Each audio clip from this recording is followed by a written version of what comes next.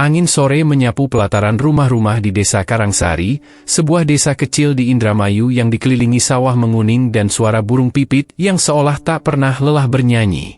Di antara suara azan maghrib yang sayup, terlihat seorang gadis muda sedang mengemasi pakaian ke dalam sebuah tas besar. Namanya Sari.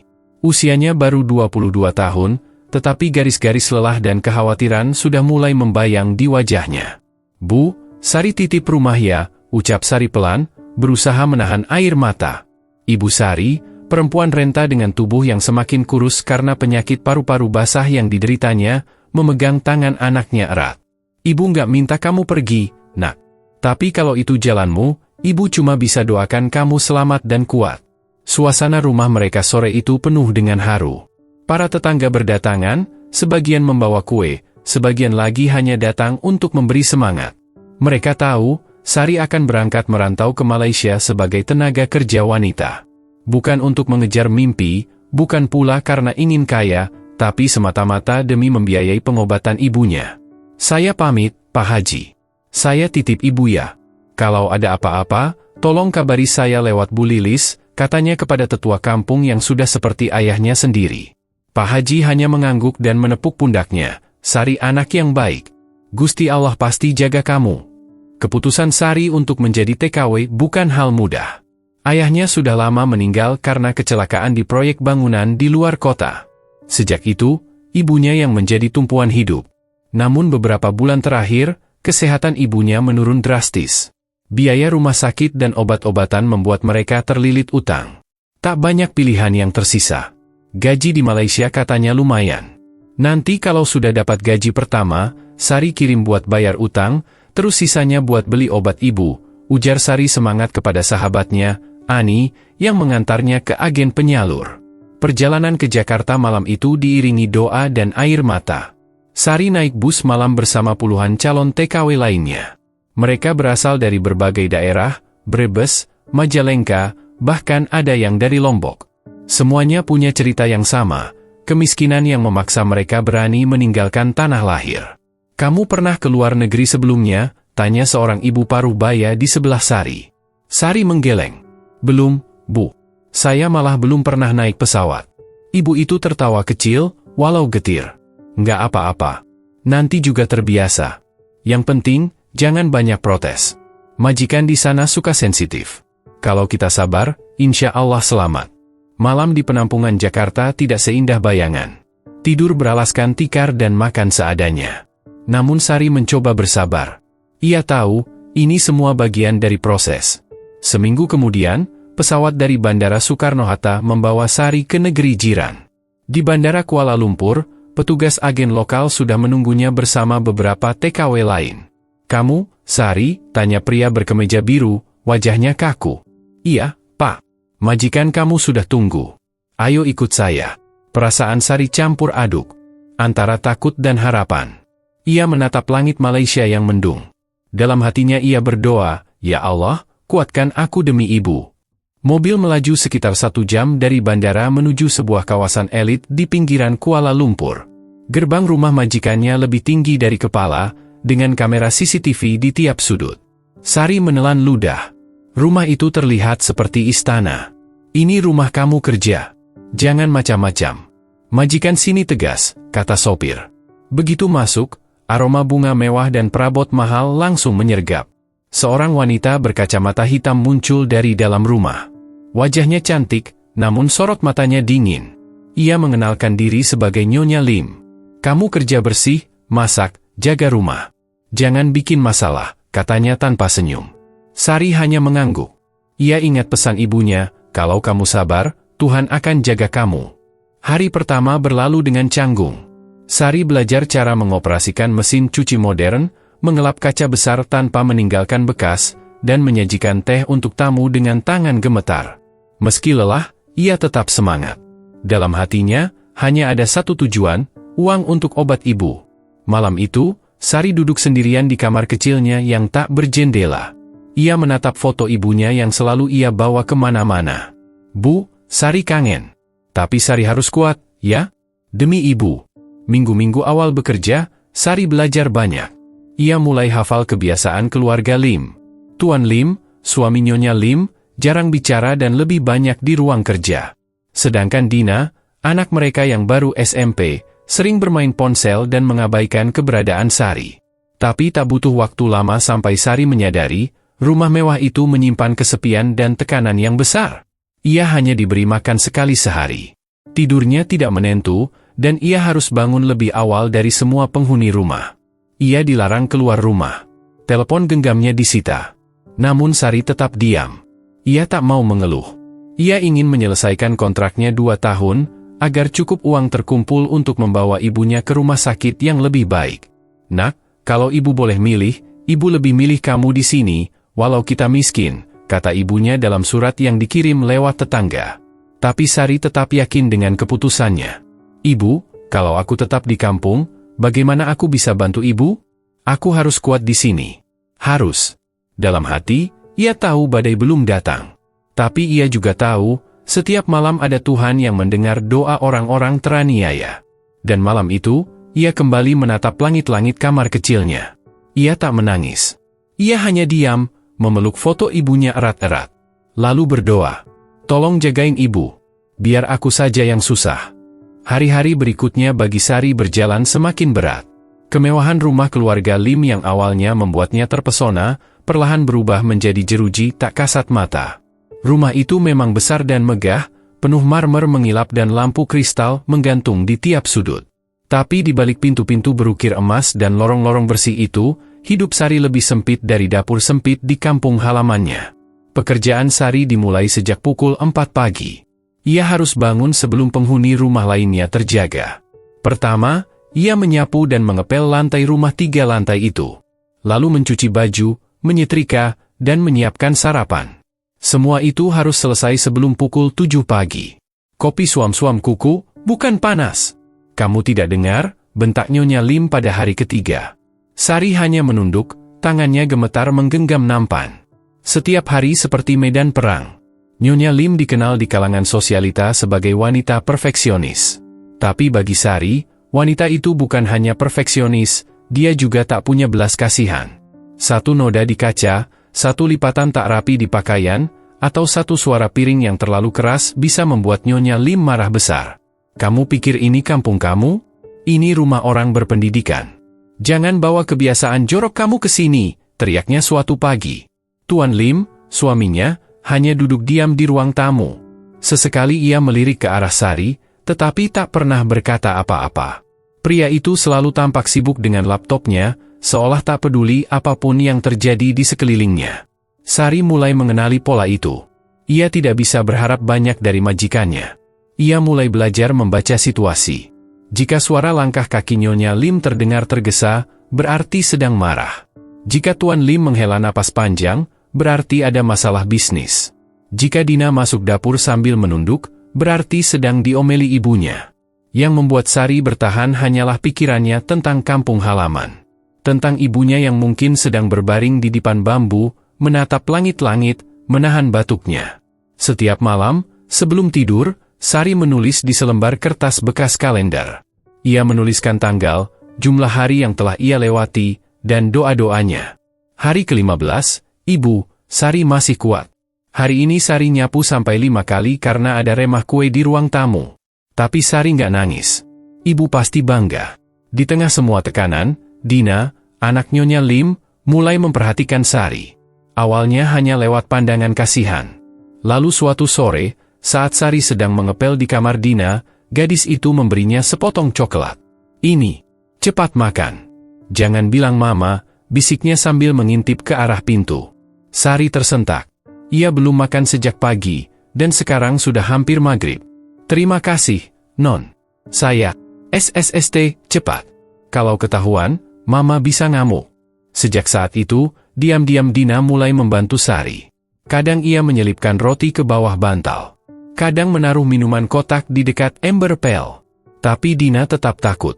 Ia tak pernah berani membela Sari di depan orang tuanya. Puncak tekanan terjadi saat Sari menyentuh vas bunga antik dan menjatuhkannya. Vas itu pecah. Nyonya Lim berteriak, wajahnya merah padam. "Kamu tahu berapa harga vas itu? Dasar bodoh! Bodoh!" Sari mencoba meminta maaf, namun tangan Nyonya Lim lebih cepat. Tamparan mendarat di pipinya. "Besok kamu bersihkan kamar mandi pakai sikat gigi. Biar kamu tahu rasa." Sari menangis diam-diam malam itu. Ia tak bisa telepon ibunya, tak ada ponsel. Surat pun tak bisa dikirim. Ia hanya bisa menulis lagi di kertas kalendernya. Hari ke-28, "Ibu, pipi Sari bengkak." Tapi nggak apa-apa. Sari nggak bales. Sari cuma mau ibu sembuh. Malam itu, saat semua sudah tidur, Sari duduk di lantai kamar sempitnya. Ia menatap langit-langit kamar yang remang, mencoba mencari bintang di sela kisi-kisi kecil yang jadi satu-satunya lubang udara. Ia ingat wajah ibunya. Ingat suara air sumur. Ingat bau sawah pagi hari. Semua itu terasa sangat jauh. Namun Sari tidak menyerah. Ia sudah terlalu jauh untuk mundur. 1 hari saja bertahan, berarti 1 hari lebih dekat pada impiannya, menyelamatkan ibunya. Dan ia yakin, meskipun pintu rumah ini begitu mewah dan tinggi, Tuhan tetap bisa melihat ke dalam. Pagi itu hujan turun pelan. Jendela-jendela kaca rumah keluarga Lim mengembun, dan udara dingin merayap masuk ke sela-sela dinding. Namun bagi Sari, tak ada waktu untuk menikmati kesejukan pagi. Ia sudah menggenggam pel lantai sejak pukul 4. Lututnya nyeri, punggungnya pegal. Tapi lebih menyakitkan dari semua itu adalah rasa lapar yang makin hari makin tak tertahankan. Sudah 3 hari berturut-turut Sari hanya diberi makan 1 kali sehari. Itu pun bukan makanan layak. Terkadang hanya semangkuk nasi keras yang disisakan dari meja makan, tanpa lauk. Pernah pula hanya diberi 2 lembar roti tawar yang hampir berjamur. Sementara di atas meja makan, makanan mewah berlimpah, ayam panggang, udang goreng mentega, sup asparagus. Namun semuanya bukan untuknya. Makanan pembantu cukup yang di dapur. "Jangan rakus," kata Nyonya Lim suatu hari. Sari mencoba menahan diri. Tapi tubuhnya mulai menunjukkan tanda-tanda perlawanan. Kepalanya sering pusing, perutnya mulas karena kosong, dan tenaganya cepat habis saat bekerja. Suatu siang, saat Nyonya Lim dan keluarganya keluar rumah, Sari sedang membersihkan ruang makan. Ia melihat sisa makanan di meja anjing peliharaan mereka, Koko. Sosis kecil dan remah roti masih utuh di mangkuk. Perutnya berteriak. Tanpa sadar, ia duduk di lantai dan memandangi mangkuk itu lama. "Aku bukan anjing. Tapi kenapa makanan ini lebih baik dari yang aku makan?" pikirnya. Tangannya terulur. Perlahan, ia mengambil 1 sosis dan menyuapkannya ke mulut. Baru 1 gigitan, suara keras terdengar dari arah tangga. "Kamu makan makanan anjing?" teriak Dina. Sari terkejut, buru-buru menunduk. "Non, maaf, saya lapar saya." Dina menatapnya dengan campuran kaget dan iba. Ia ingin marah, tapi hatinya menolak. "SSHH, jangan bilang mama. Cepat bersihkan. Kalau mama tahu, bisa gawat." Dina kemudian berjalan menjauh, namun beberapa menit kemudian kembali membawa sepotong roti dan susu kotak. "Ini, makan diam-diam. Tapi jangan bilang siapa-siapa." Sari menahan air mata. Rasa laparnya sedikit terobati. Tapi lebih dari itu, hatinya merasa disentuh oleh kebaikan kecil dari seorang anak yang bahkan belum berani menatap ibunya sendiri. Hari-hari berikutnya, Sari tetap menjalani rutinitas dengan rasa lapar. Dina sesekali menyelipkan makanan, tapi tak cukup untuk mengisi perutnya sepenuhnya. Ketika tidak ada bantuan, Sari kembali ke dapur. Ia membersihkan tempat makan Koko, lalu menyisihkan remah-remah roti atau biskuit yang masih bersih. Ia sadar betul bahwa itu bukan makanan manusia. Tapi ia tak punya pilihan. Makan atau pingsan. Bertahan atau tumbang. Tubuhnya makin hari makin kurus. Tulang-tulang mulai menonjol, pipinya cekung. Tangannya gemetar saat memeras kain pel, dan kadang harus berhenti lama karena pusing mendadak. Suatu malam, ketika Sari sedang membersihkan kamar mandi, ia terjatuh. Kepalanya terbentur dinding. Darah mengalir dari pelipisnya. Tapi tak ada yang datang menolong.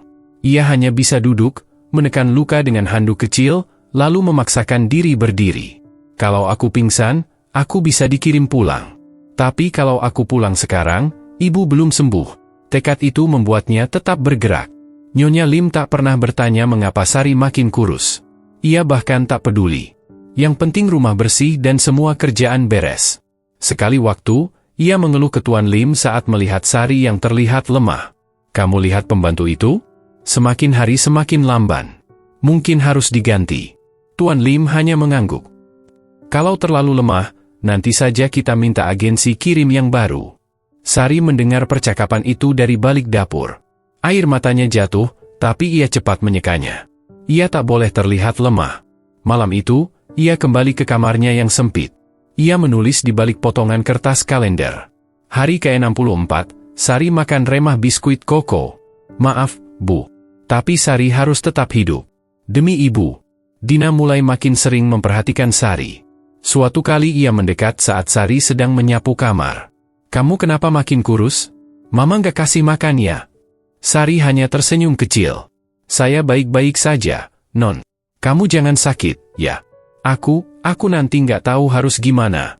Sari memandangi Dina sejenak. Ada rasa sayang yang tumbuh diam-diam. Gadis itu mungkin satu-satunya cahaya kecil dalam rumah penuh kegelapan ini. Namun semua ini tak bisa terus dibiarkan. Sari tahu itu. Tapi kepada siapa ia mengadu? Ia tak punya akses keluar. Tak ada telepon. Tak ada teman bicara. Malam-malamnya dipenuhi doa. Ia meminta petunjuk. Ia meminta kekuatan. Dan terutama, ia meminta agar ibunya di kampung tetap sehat. Hari ke-70, Sari merasa tubuhnya benar-benar lemah. Saat hendak mengangkat ember pel, tangannya tak mampu. Ia jatuh berlutut. Tepat saat itu, Dina muncul dari balik pintu. Sari, kamu kenapa? Pusing, Non. Sedikit saja. Nanti juga kuat lagi. Dina menahan tangisnya. Mama kejam. Aku tahu kamu nggak makan. Tapi aku nggak berani bilang. Aku takut. Sari tersenyum lirih. Kamu sudah bantu banyak, Non. Saya berterima kasih. Dina pun meninggalkan kamar, dan 10 menit kemudian kembali membawa setangkup sandwich dan air putih. Diam-diam, ia berani mengambil dari dapur. Makan ini. Jangan bilang siapa-siapa. Hari itu, Sari berhasil melewati 1 hari lagi. Dengan sepotong sandwich dan air mata yang menetes tanpa suara. Tapi ia tak tahu, badai besar akan segera datang. Dan itu akan mengubah hidupnya selamanya. Hari-hari di rumah keluarga Lim semakin menyiksa.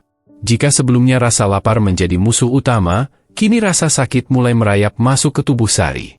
Pagi yang dingin tak lagi membuatnya sejuk, melainkan justru membuat persendiannya ngilu. Kulit di tangan dan kaki mulai mengelupas karena terlalu sering terpapar sabun dan air panas. Tapi yang paling parah, luka-luka itu datang bukan hanya dari pekerjaan, tapi juga dari tangan majikannya sendiri. Semua bermula dari hari ketika Sari tidak sengaja menumpahkan setengah cangkir kopi ke karpet ruang tamu. Karpet mahal, warna putih susu. Kopi hitam tumpah seperti noda di hidup Sari. Nyonya Lim datang dengan langkah cepat. Wajahnya merah. Tangan kanannya langsung melayang, menampar pipi Sari begitu keras hingga bibirnya berdarah. Kamu bodoh. Dasar kampungan. Karpet ini lebih mahal dari nyawamu. Sari terdiam. Ia menggigit bibir agar tidak menangis. Ia tahu, kalau menangis, Nyonya Lim akan makin marah. Dan benar saja, pukulan datang lagi. Kali ini ke lengan. Bersihkan sekarang. Kalau sampai masih ada bekas, kamu tidur di luar malam ini. Sari membersihkan noda kopi itu dengan kain dan deterjen. Tubuhnya gemetar. Bibirnya pecah, dan lengan kanannya lebam. Tapi ia tetap menggosok sampai tangannya perih. Tuan Lim melongok dari tangga. Sejenak matanya melihat pipi Sari yang memar, lalu ia kembali ke ruang kerjanya tanpa berkata sepatah kata pun. Hari-hari setelahnya, kekerasan jadi hal biasa. Setiap kesalahan kecil dibalas dengan hukuman fisik. Salah menyajikan makanan, Sari dicubit di lengan. Terlambat menjemur baju, ia dijambak. Saat terlupa menyiram tanaman, ia ditendang kakinya. Tubuh Sari menjadi medan luka. Biru di lengan, merah di punggung, dan memar di paha. Tapi tak satu pun keluar dari mulutnya. Ia tetap diam. Karena satu hal, ia harus kuat demi ibunya. Kadang ia bicara sendiri di kamar sempitnya, seolah sedang berbicara dengan sang ibu. Bu, Sari masih kuat, kok. Cuma lecet-lecet biasa. Kamu jangan khawatir, ya. Sari janji nggak akan nyerah. Sementara itu, Dina mulai lebih terbuka. Gadis itu diam-diam sering datang ke kamar Sari malam-malam membawa perban atau balsem. Sini, aku bantu olesin. Kelihatan parah yang di punggung. Nggak apa-apa, Non. Sakit sedikit aja. Mama memang gila. Tapi aku nggak berani lawan dia. Dia bisa hancurkan hidup siapa aja. Sari hanya mengangguk. Ia tahu, Nyonya Lim bukan hanya galak, tapi juga berpengaruh. Beberapa tamu yang datang ke rumah mengenakan pakaian mewah dan berbicara soal proyek dan saham. Nyonya Lim bukan wanita biasa. Ia punya koneksi. Dan itulah mengapa tak ada yang bisa menolong Sari. Suatu malam, luka di punggung Sari terbuka karena gesekan kasur. Ia menggeliat menahan sakit, tapi tak bisa tidur. Dina datang dan melihat luka itu. Besok aku bilang papa. Dia pasti bisa bantu. Jangan, Non. Kalau Nyonya tahu, saya bisa dibuang. Saya harus selesaikan 2 tahun kerja. Ibu saya di kampung lagi sakit. Saya butuh uang buat beli obat. Dina terdiam. Wajahnya pucat. Lalu ia hanya berkata lirih, kamu kuat banget, ya. Aku nggak sekuat kamu. Sari tersenyum kecil. Bukan karena senang, tapi karena ingin menenangkan Dina.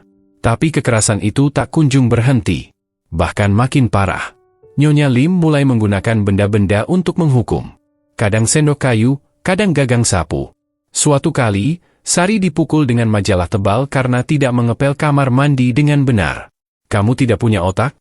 Sudah 2 bulan kerja, masih juga bodoh begini. Sari hanya diam. Tapi dalam diamnya, hatinya mulai rapuh. Ia mulai kehilangan kekuatan. Kadang ia merasa ingin menyerah. Tapi bayangan wajah ibunya selalu muncul di pelupuk mata. Kalau aku pulang sekarang, bagaimana dengan ibu? Siapa yang belikan obat? Siapa yang bayar utang? Malam-malam makin panjang. Rasa sakit makin dalam. Tapi setiap pagi, ia tetap bangun lebih dulu dari alarm rumah. Tetap menyapu, tetap mencuci, tetap mengelap meja dengan senyum palsu. Dina makin sering datang diam-diam. Suatu malam, ia bertanya, kalau kamu bisa kabur, kamu mau? Sari tak langsung menjawab. Lalu perlahan ia berkata, mau. Tapi aku nggak tahu caranya. Aku bisa bantu. Tapi kamu harus sabar. Aku nggak bisa gerak sekarang. Mama bakal curiga. Sari mengangguk. Itu harapan kecil, seperti lilin di tengah angin besar. Tapi setidaknya, masih ada cahaya. Malam itu, Sari menulis lagi di potongan kalender. Hari ke-86, luka makin banyak. Tapi hati masih utuh. Sari percaya, Tuhan tidak tidur. Dan entah bagaimana, meski tubuhnya babak belur, Sari masih bisa berdiri. Masih bisa bekerja. Masih bisa tersenyum lemah ketika Dina memberinya obat luka. Karena Sari tahu, selagi ia belum menyerah, berarti perjuangannya belum selesai. Malam di rumah keluarga Lim sunyi. Lampu-lampu redup sudah dipadamkan, hanya sisa cahaya dari taman belakang yang menyelinap lewat celah jendela. Di pojok dapur yang lembab dan dingin, Sari duduk sendiri, bersandar di dinding. Tubuhnya menggigil, sebagian karena udara malam, sebagian lagi karena luka-luka yang belum sembuh. Ia memeluk lututnya erat-erat. Perutnya keroncongan. Hari ini ia belum makan. Nyonya Lim marah besar karena baju kerja Tuan Lim disetrika terlalu lama, lalu menghukum Sari tanpa makanan. Seharian penuh hanya minum air keran. Tempat di mana Sari duduk bukan kamar. Bukan pula ruang istirahat. Hanya sudut kecil di belakang dapur, dekat tempat sampah. Disitulah ia biasa mencari ketenangan. Di tempat lain, ada ancaman. Tapi di sini, hanya kesunyian. Setiap malam, Sari merindukan suara ibunya. Di kepalanya, terbayang suara batuk-batuk pelan, lalu nada lembut penuh kasih yang menasihatinya agar kuat. Tapi yang terdengar malam itu hanya suara tetesan air dari keran bocor. Sari menahan tangis. Tidak ada yang bisa diandalkan. Tidak ada pelarian. Dunia luar terasa seperti planet lain. Di rumah ini, ia hanya bayangan. Tidak diakui. Tidak dihargai. Tapi malam itu, tanpa diduga, seseorang muncul. Dina. Sari, kamu di sini? Sari buru-buru menyeka air matanya. Iya, Non. Ada yang bisa saya bantu? Dina membawa selimut kecil dan sekotak susu. Aku cari kamu dari tadi. Mama sudah tidur. Ini, buat kamu. Sari menerima dengan tangan gemetar. Terima kasih, Non. Kamu tidur di sini? Iya. Kadang saya nggak bisa tidur di kamar. Terlalu sempit. Dina duduk di sampingnya. Mereka berdua diam untuk beberapa saat. Dalam diam itu, tumbuh rasa saling percaya. Walau dari dunia yang berbeda, mereka sama-sama merasa terjebak di rumah besar itu. Aku takut sama Mama, kata Dina pelan. Sari menoleh. Saya juga, Non. Tapi kamu punya Papa. Papa nggak pernah lawan Mama. Dia juga takut. Semua di rumah ini takut sama Mama. Sari mengangguk. Dina, meski hidup dalam kemewahan, ternyata juga merasa terpenjara. Ia tidak bebas bicara, tidak bebas berteman, tidak bebas memilih. Kalau kamu bisa kabur sekarang, kamu bakal pergi, tanya Dina. Sari terdiam cukup lama. Lalu menjawab, saya mau, tapi saya nggak bisa. Masih ada tanggung jawab. Ibu saya masih sakit. Saya harus selesaikan kontrak. Saya butuh uang itu. Aku bisa bantu kirim kamu keluar dari sini. Tapi aku takut. Kalau nanti waktunya pas, kita cari jalan sama-sama, ya non? Dina mengangguk pelan. Di mata gadis itu, terpancar tekad kecil yang mulai tumbuh. Malam itu, Sari tidur berselimut kain yang diberi Dina. Tubuhnya masih sakit, tapi hatinya sedikit lebih hangat. Setidaknya, ada yang mengingatkan bahwa ia masih manusia. Keesokan harinya, semuanya kembali seperti semula. Nyonya Lim mengomel karena tanaman di teras kurang disiram. Ia membanting sapu dan menyuruh Sari mengepel ulang seluruh rumah. Kalau kamu nggak suka kerja, bilang. Saya bisa kirim kamu pulang pakai kandang. Sari menunduk. Ia tahu betul, membalas hanya akan memperpanjang siksaan. Di sela kerjaan, Dina diam-diam menyelipkan roti ke kantong Sari. Hari ini kamu harus makan. Aku titip, ya. Aku nggak bisa bantu banyak. Ini sudah banyak, non.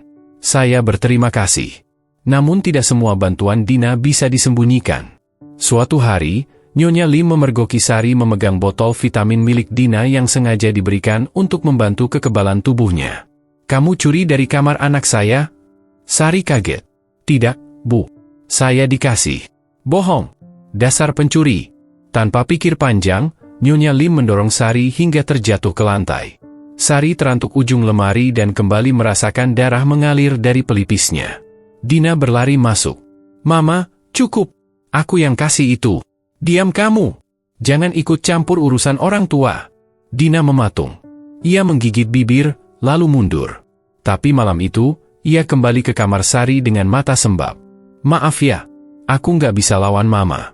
Tapi aku janji, aku akan cari cara bantu kamu. Sari memeluk Dina. Nggak apa-apa. Kamu udah baik banget. Kamu satu-satunya yang bikin saya tetap kuat. Hari-hari berikutnya, Sari hidup seperti biasa. Tapi ada luka baru, bukan hanya di tubuh, tapi juga di hati. Ia tahu, bantuan Dina tidak akan cukup jika keadaan terus seperti ini. Malam-malamnya kembali sunyi.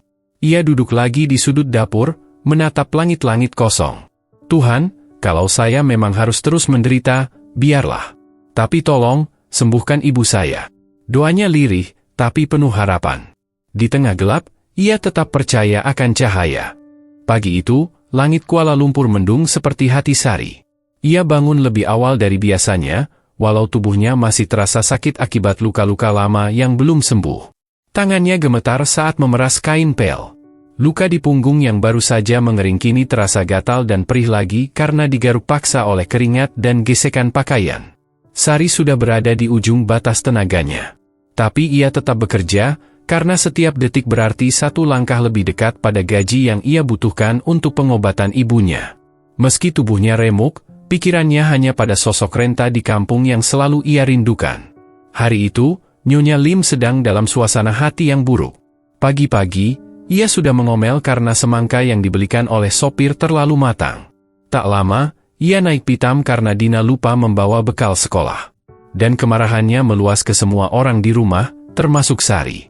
Kamu kerja apa sih di rumah ini? Dasar pembantu bodoh. Sari tak menjawab. Ia hanya menunduk, tangan tetap menyapu lantai marmer dapur. Kalau kamu nggak becus, saya potong gaji kamu bulan ini. Ucapan itu menusuk. Tapi Sari tetap diam. Ia tahu, membela diri hanya akan memperburuk keadaan. Menjelang siang, Sari merasakan perutnya benar-benar kosong. Sejak kemarin sore, ia belum makan. Pagi tadi, ia hanya sempat minum air putih saat cuci piring. Perutnya melilit, dan pandangannya mulai kabur. Saat membersihkan tempat sampah di dapur, ia melihat sepotong roti berbungkus plastik yang tampaknya masih utuh. Hanya sedikit penyok di ujungnya. Ia tahu betul itu makanan yang dibuang karena sudah lewat tanggal kadaluarsa. Tapi dalam keadaan seperti itu, ia tak punya pilihan. Dengan hati-hati, ia mengambil roti itu dan duduk di bawah meja dapur. Ia membuka plastiknya perlahan, mencium aromanya, dan memastikan tidak ada jamur. Lalu, dengan tangan gemetar, ia menyuapkan gigitan pertama ke mulut. Baru 2 kali mengunyah, suara tumit sepatu menghentak lantai membuatnya panik. "Apa yang kamu lakukan?" Sari mendongak. Di depannya berdiri Nyonya Lim, wajahnya merah, mata melotot seperti mau meledak. Di tangannya, sebuah teko air panas yang baru saja direbus. "Kamu makan dari tempat sampah? Dasar binatang! Kamu lebih hina dari anjing." Sari buru-buru berdiri, masih dengan roti di tangan. "Maaf, Bu, saya lapar saya." Tapi ucapannya terhenti. Tanpa aba-aba, Nyonya Lim mengangkat teko dan menyiramkan seluruh isi air panas ke tubuh Sari. "Arghah!" Jeritan itu menggema di seluruh rumah. Air panas mengenai bahu, punggung, dan lengan Sari. Ia jatuh tersungkur, menggeliat di lantai, tubuhnya terbakar rasa sakit yang luar biasa. Kulitnya melepuh seketika. Beberapa bagian langsung menghitam. Napasnya tersengal, matanya berair bukan karena tangis, tapi karena rasa nyeri yang tak terbayangkan. Dina berlari dari atas. Mama gila!" Tuan Lim yang sedang di ruang kerja terkejut dan keluar, matanya membelalak melihat tubuh Sari tergolek di lantai, mengerang, dan berlumuran air panas. "Sari! Astaga, apa yang kamu lakukan? Dia makan dari tempat sampah? Aku nggak mau pelihara tikus di rumahku." "Kamu sudah gila, Lim! Ini sudah kriminal." Tuan Lim akhirnya kehilangan kesabarannya. Ia menelepon ambulans. Tapi Nyonya Lim masih mengomel, marah, dan menyalahkan semua orang, termasuk Dina. Ambulans datang dalam waktu kurang dari 20 menit. Sari sudah tak sadarkan diri. Petugas medis langsung membawa tandu, menaruh infus, dan membawanya ke rumah sakit terdekat. Dina ikut di mobil ambulans. Di dalam, ia menggenggam tangan Sari yang hangat dan bergetar. "Kamu akan selamat. Aku janji, Sari. Aku nggak akan biarkan ini berlalu." Di rumah sakit, dokter menyatakan bahwa luka bakar Sari tergolong serius. Lebih dari 20% tubuhnya mengalami luka tingkat 2, dengan risiko infeksi tinggi. Pasien ini butuh perawatan intensif. Kami harus rawat inap. Tapi, siapa keluarga atau penjaminnya? Dina angkat bicara. "Saya akan urus semuanya. Saya akan cari bantuan." Sementara itu, Nyonya Lim menyuruh sopir membawanya ke rumah temannya, bersembunyi. Ia tahu, ini bisa jadi bumerang bagi reputasinya. Namun Dina bergerak cepat. Diam-diam, ia memotret kondisi Sari di rumah sakit dan mengirimkannya ke akun media sosialnya yang hanya diikuti beberapa teman dekat. Ia menulis caption singkat, "Pembantu rumah kami disiram air panas karena makan roti dari tempat sampah. Tolong bantu. Dia butuh keadilan." Temannya yang bekerja sebagai jurnalis melihat postingan itu dan mulai menyelidiki. Dalam waktu kurang dari 12 jam, foto luka bakar Sari menyebar di media sosial. "Justice for Sari, TKW tersiksa, tolong Sari." Tagar-tagar itu jadi trending. Netizen marah. Ribuan komentar membanjiri akun media Malaysia dan Indonesia. Banyak yang meminta agar keluarga Lim diadili. Sejumlah LSM pun ikut turun tangan. Keesokan harinya, rumah keluarga Lim digeruduk wartawan dan aparat. Polisi datang membawa surat perintah penyelidikan. Mereka memeriksa dapur, menginterogasi Tuan Lim dan Nyonya Lim, serta meminta data dari agen penyalur TKW. Di rumah sakit, kondisi Sari stabil, meski ia belum sepenuhnya sadar. Dina tak beranjak dari sisinya. Ia merasa bersalah. Tapi lebih dari itu, ia merasa sudah menjadi bagian dari penderitaan yang harus ia selesaikan. "Sari, kamu kuat. Kamu bertahan sejauh ini. Kamu nggak boleh menyerah." Sementara itu, berita tentang Sari menyebar ke berbagai negara. Di Indonesia, stasiun televisi mulai mengangkat kasus ini.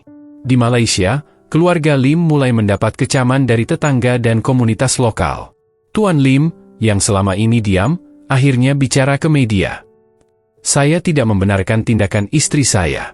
Kami akan bertanggung jawab secara hukum. Saya bersedia bekerja sama dalam penyelidikan." Namun semuanya sudah terlambat. Luka di tubuh Sari adalah bukti kejahatan yang tak bisa ditutup lagi. Dina kembali ke rumah, mengemasi barang-barangnya. Ia tak tahan tinggal di sana lagi. Sebelum pergi, ia melihat kamar kecil Sari untuk terakhir kalinya. Di dinding, masih tertempel kalender tua dengan coretan tangan. "Hari ke-91, saya hampir mati. Tapi saya belum kalah. Air mata Dina jatuh. Kamu nggak sendiri, Sari. Mulai sekarang, kamu punya banyak yang bela kamu. Dan hari itu, tragedi air panas berubah menjadi titik balik. Bukan hanya untuk Sari, tapi untuk semua orang yang pernah merasa tertindas tapi tak punya suara. Pagi hari di rumah sakit Kuala Lumpur, Sari masih belum sepenuhnya sadar. Tubuhnya terbaring kaku, dipenuhi perban putih dan saluran infus di tangan kiri. Wajahnya pucat, tapi napasnya mulai stabil. Luka bakar di bahunya sudah mulai diobati secara intensif, namun dokter menyatakan bahwa pemulihan penuh akan memakan waktu berminggu-minggu, bahkan mungkin bulan. Di kursi tunggu, Dina duduk memeluk tas ransel kecil. Matanya sembab. Ia semalaman tidak tidur, mengurus administrasi rumah sakit dan menjawab pesan dari puluhan orang yang menghubunginya sejak unggahannya viral. Aku nggak tahu ini bakal sebesar ini, bisiknya. Unggahan Dina yang awalnya hanya untuk mencari keadilan, kini menjelma menjadi badai. Media lokal mulai memuat headline. TKW asal Indonesia disiram air panas oleh majikan di KL, netizen geram, desak pemerintah turun tangan. Justice for Sari trending, keluarga Lim digugat. Akun-akun aktivis HAM dan organisasi perlindungan pekerja migran turut membagikan ulang foto-foto kondisi Sari. Salah satu foto, menampilkan luka melepuh di punggung dan tangan Sari, menjadi viral dan membuka mata banyak orang soal kekerasan terhadap TKW. Tak butuh waktu lama, kantor berita internasional mulai meliput. CNN Indonesia, Kompas, The Star Malaysia, hingga Al Jazeera mengangkat kasus ini. Wartawan berbondong-bondong mencari informasi lebih lanjut. Dina menerima panggilan dari LSM Indonesia di Kuala Lumpur yang menawarkan bantuan hukum. Pemerintah Indonesia juga akhirnya angkat suara. Kementerian Luar Negeri melalui KBRI Malaysia mengirim perwakilan untuk menjenguk Sari di rumah sakit. Seorang staf konsulat bahkan duduk di ruang tunggu, mencatat kronologi berdasarkan cerita dari Dina dan rekam medis.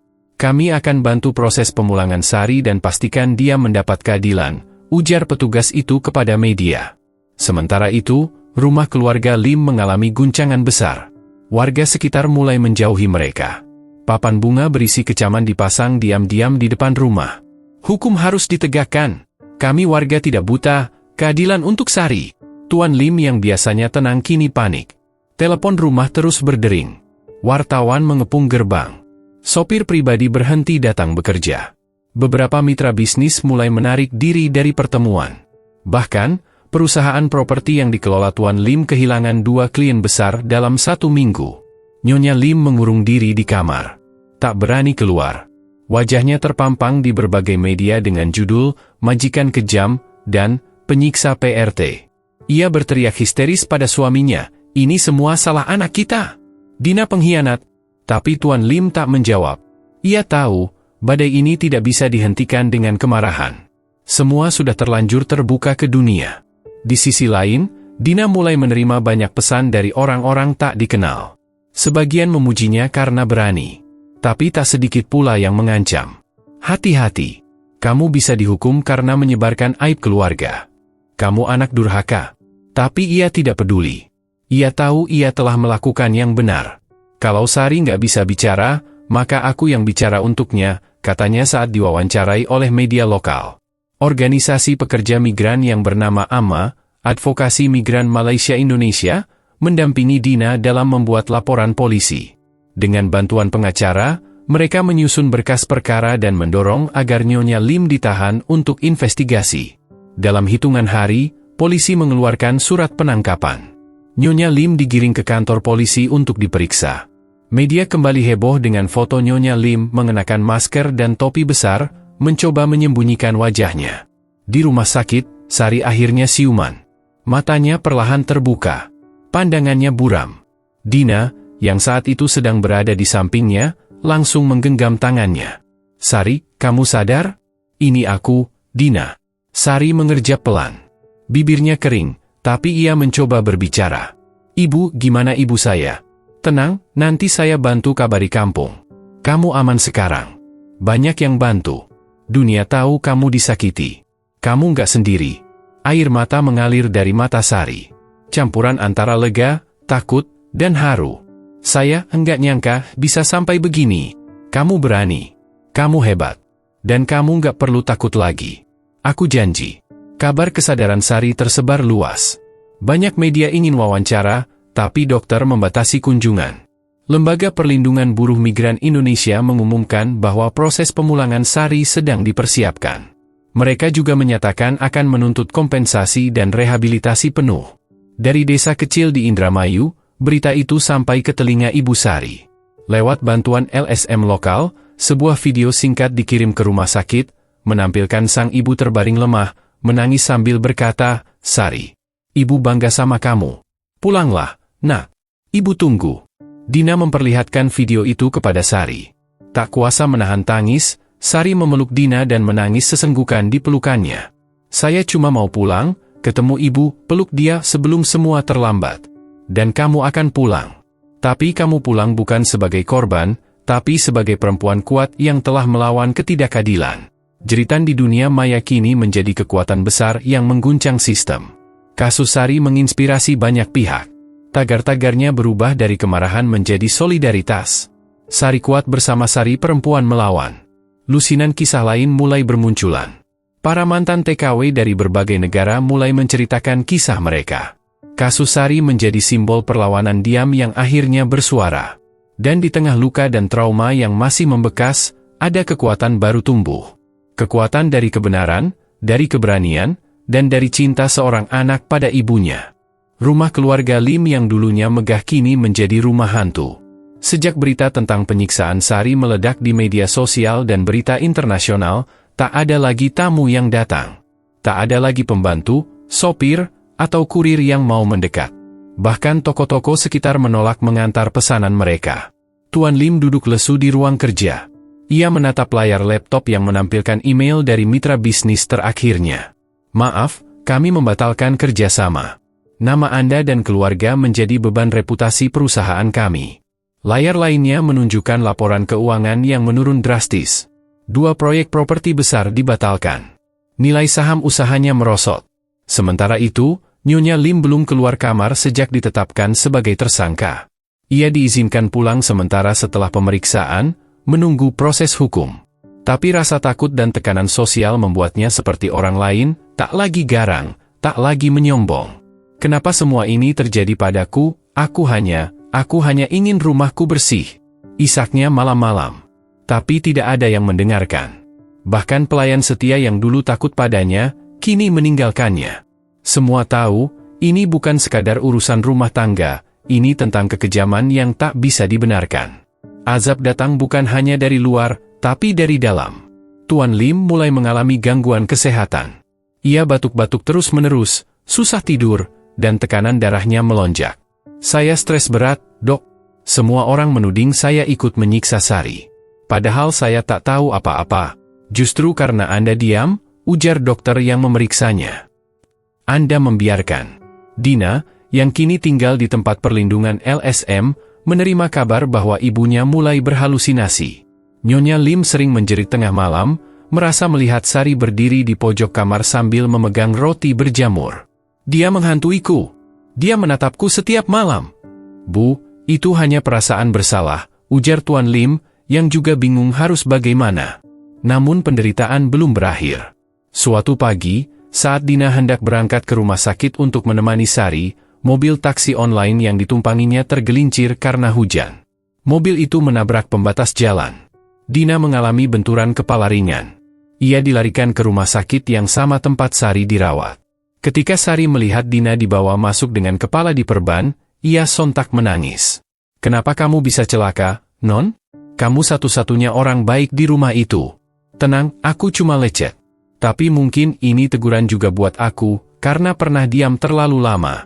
Kabar kecelakaan Dina menambah bab baru dalam rangkaian kutukan keluarga Lim menurut para netizen.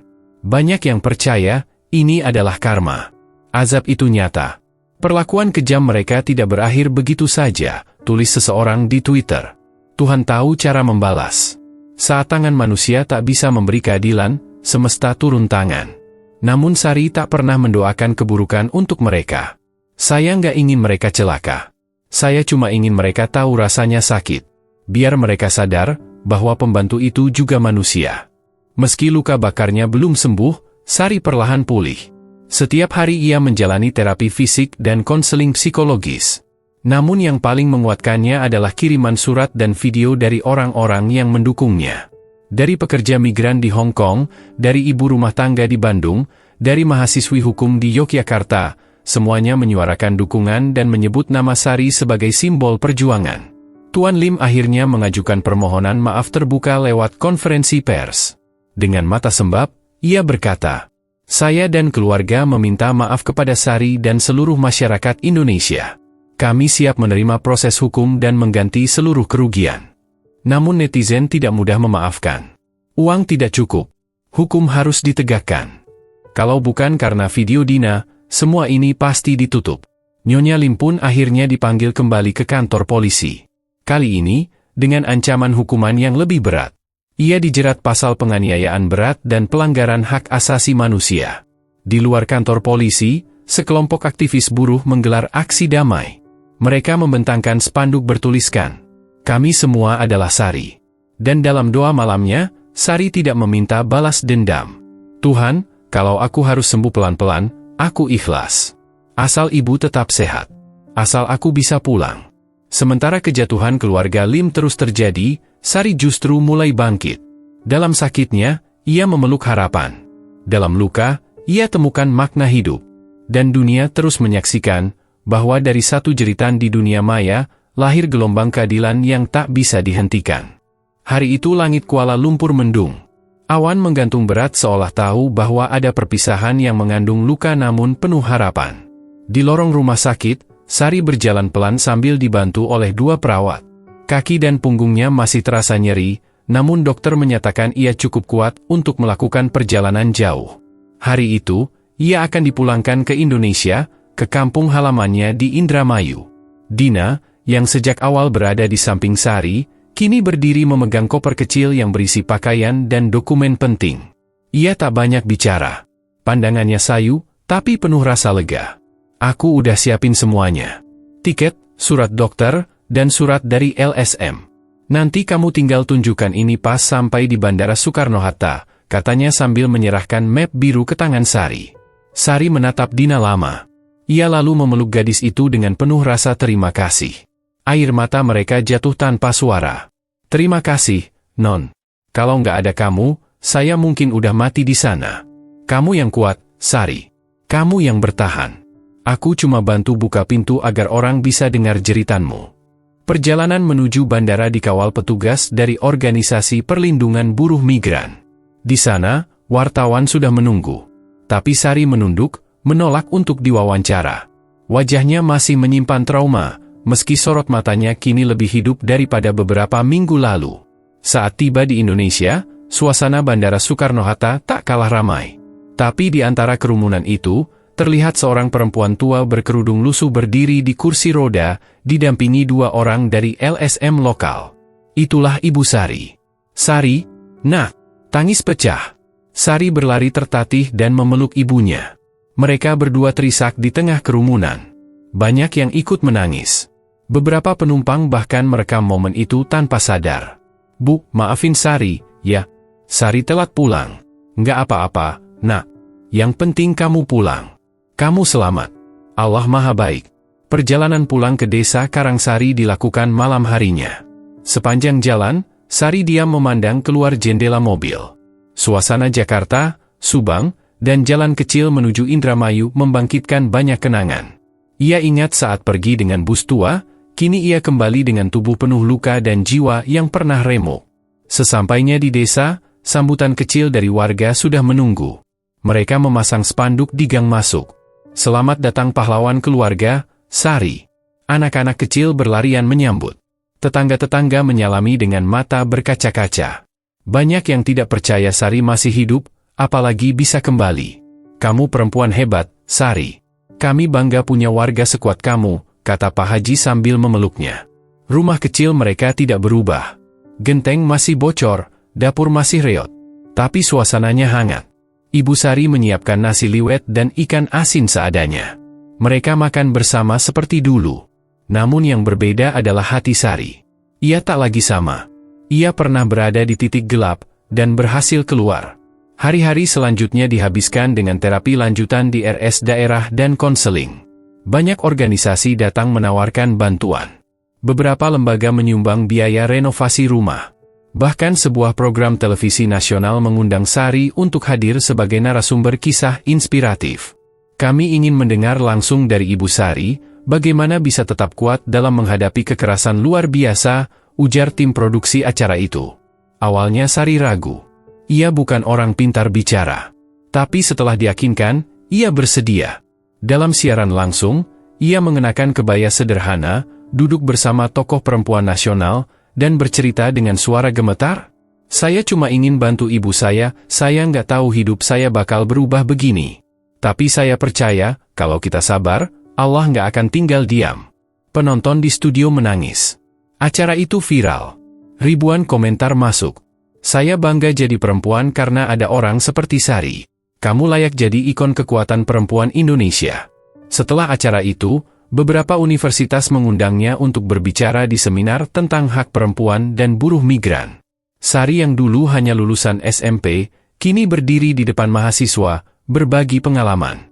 Kalau kalian lihat pembantu, jangan remehkan. Karena mungkin dia adalah satu-satunya yang berdiri tegak di tengah badai demi keluarganya. Sementara itu, proses hukum terhadap keluarga Lim masih berjalan. Nyonya Lim akhirnya dijatuhi hukuman penjara dan denda berat. Tuan Lim dicabut izin usahanya karena lalai. Dina memilih melanjutkan kuliah di luar negeri setelah menyelesaikan tanggung jawabnya membantu Sari. Dan di desa Karangsari, Sari memulai hidup baru. Ia membuka warung kecil, menjual sembako, dan sesekali memberi penyuluhan ke remaja putri tentang pentingnya pendidikan dan kesadaran hukum sebelum bekerja di luar negeri. Kamu jadi contoh buat anak-anak di sini, kata Bu RT suatu hari. Kalau perempuan itu kuat dan bisa bangkit. Sari hanya tersenyum. Di balik senyum itu ada luka, tapi juga harapan. Ia tahu, masa lalunya pahit. Tapi masa depannya, bisa ia bentuk dengan cara yang lebih baik. Dan di malam sunyi, ia kembali memeluk ibunya, kini dengan tenang. Bu, Sari udah pulang, dan Sari nggak akan pergi lagi. Setahun telah berlalu sejak kepulangan Sari ke desa Karangsari. Rumahnya kini tampak berbeda. Genteng sudah tak bocor, dindingnya dicat ulang dengan warna biru muda yang menenangkan, dan di halaman kecilnya berdiri papan kayu bertuliskan, Warung Sari, Rejeki Ibu dan Anak. Namun yang paling berubah bukanlah rumah itu, melainkan Sari sendiri. Dari seorang perempuan pendiam dan penyabar yang pernah disiksa dalam diam, kini ia menjadi simbol kekuatan bagi banyak perempuan lain yang pernah merasa tak berdaya. Setiap hari, selepas subuh, Sari membuka warungnya. Ibu Sari duduk di kursi bambu di samping meja kasir, membantu mencatat barang-barang. Warung mereka sederhana, tapi tak pernah sepi. Orang datang bukan hanya untuk belanja, tapi juga untuk bertukar cerita, meminta nasihat, atau sekadar menyalami Sari. Bu Sari, anak saya mau kerja ke luar negeri. Bisa minta saran? Mbak, gimana sih caranya tahu agen itu legal atau tidak? Sari menjawab dengan tenang. Ia belajar dari pengalaman, tapi kini ia juga rajin membaca, menonton berita, dan berkonsultasi dengan LSM. Kalau kamu nggak yakin, jangan berangkat. Pastikan semua surat jelas. Jangan pernah berangkat diam-diam, pesannya berulang-ulang. Namanya semakin dikenal setelah ia rutin mengisi acara di radio lokal dan menjadi narasumber seminar. Bahkan salah satu universitas di Bandung memberinya penghargaan sebagai Tokoh Perubahan Sosial 2025. Kami bangga pada Bu Sari. Perjuangannya melampaui derita pribadi. Ia menjadikan pengalaman buruk sebagai kekuatan untuk menolong orang lain, kata rektor kampus itu dalam pidatonya. Sari menerima penghargaan itu dengan mata berkaca-kaca. Ia masih merasa canggung setiap kali disebut sebagai tokoh inspiratif. Baginya, ia hanya perempuan biasa yang ingin menyelamatkan ibunya. Namun dunia melihatnya lebih dari itu. Dalam salah satu tayangan dokumenter televisi nasional, narator menyebut, dari sisa makanan anjing, hingga mimbar-mimbar inspirasi, kisah Sari membuktikan bahwa perempuan, sekuat apapun cobaan menimpanya, mampu bangkit dan mengubah luka menjadi cahaya. Sari mulai aktif di komunitas pemberdayaan perempuan. Ia menginisiasi program pelatihan menjahit, keterampilan rumah tangga, dan literasi hukum untuk calon pekerja migran. Ia berkeliling ke desa-desa bersama tim kecil dari LSM, memberikan penyuluhan dan berbagi cerita. Kalau saya bisa selamat, kalian juga bisa. Tapi jangan sampai harus terluka dulu untuk belajar. Mari kita cerdas sejak awal, ujarnya dalam sebuah forum di Subang. Perjalanan hidupnya bahkan dilirik oleh rumah produksi. Sebuah film pendek berjudul Sari, Namaku, diproduksi dan ditayangkan di YouTube serta festival film lokal. Komentar membanjiri. Kisah yang mengguncang hati. Andai semua TKW punya suara seperti Sari. Di kampungnya sendiri, anak-anak sekolah sering datang mewawancarainya untuk tugas sekolah. Mereka menyebutnya Bu Sari Pejuang. Sebutan itu membuatnya tersenyum malu. Namun di balik semua itu, Sari tetap sama, sederhana, rendah hati, dan penuh cinta untuk ibunya.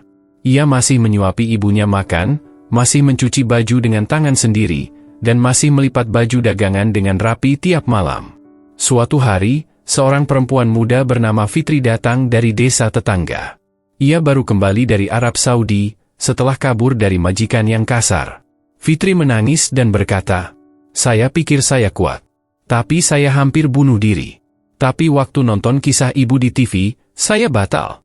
Karena saya pikir, kalau ibu bisa pulang dan berdiri, saya juga bisa." Sari memeluk Fitri erat. Mereka berdua menangis lama di teras warung. "Kamu sudah pulang. Itu yang penting. Sekarang kita mulai lagi." Dan begitulah hidup Sari. Ia bukan lagi korban. Ia bukan hanya penyintas. Ia adalah cahaya bagi banyak perempuan yang pernah jatuh, pernah diremehkan, tapi tetap memilih untuk bangkit. Namanya kini tercatat di berbagai jurnal sosial, masuk dalam program pemerintah sebagai inspirasi kampanye anti kekerasan terhadap pekerja migran, dan bahkan diajukan sebagai perwakilan desa untuk program perempuan berdaya tingkat kabupaten. Namun, jika kau bertanya pada Sari apa yang membuatnya kuat, jawabannya masih sama. "Saya cuma pengen lihat ibu sembuh dan tersenyum. Dari situ saya tahu, saya bisa tahan semua." Langit Karangsari sore itu tenang. Anak-anak kecil berlarian sambil tertawa. Di beranda rumah, Sari duduk di samping ibunya yang tertidur pulas. Di tangannya, sebuah buku catatan berisi daftar nama perempuan-perempuan yang pernah ia bantu. Ia menatap langit. Tidak lagi dengan luka, tapi dengan rasa syukur. Karena dari luka itulah, ia kini jadi simbol kekuatan perempuan.